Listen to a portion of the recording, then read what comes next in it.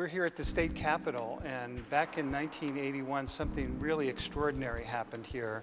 And it was on the last day of what was then the longest legislative session in Oregon history. Landmark legislation was passed that completely changed the way we do services in the state of Oregon for elderly people and people with disabilities. And it was really driven by advocates who wanted to see a better thing happen for people where seniors and people with disabilities could live in independence, dignity, and choice.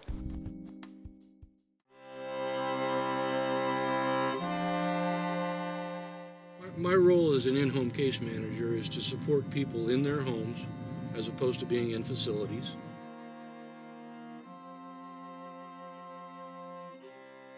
We do know that if the people who lived independently out here had to go into facilities, those costs would be very much higher than they are in the community-based setting.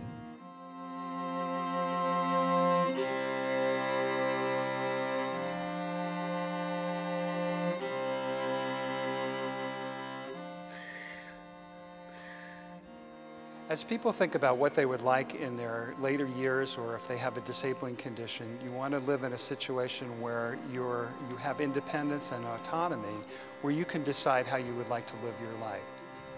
Okay, put up your name. And that's what community-based care is really all about, where people have that choice. At the same time, this is very good for the taxpayers, because in Oregon, we have literally saved tens of millions of dollars by people being able to age in place, stay as independent as possible, and they live out their lives in happiness and in dignity. People living in nursing facilities, sometimes it's necessary, but in most instances, we've been able to demonstrate in Oregon, as part of the Oregon model, that if people are given the right kind of assistance at the right time, they can stay independent for a very, very long period of time.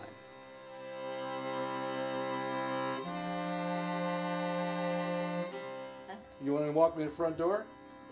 Come on, walk me to the front door. You have a nice day. Enjoy this weather. I think we got good weather today. Whoa, Bernice.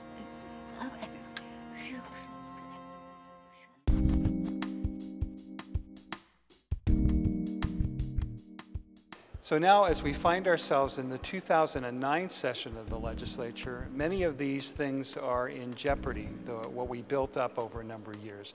We have had some cuts in recent years, but we are concerned now that people like Bernice, who you saw in earlier on, her services could be threatened if these cutbacks that are proposed actually go into effect.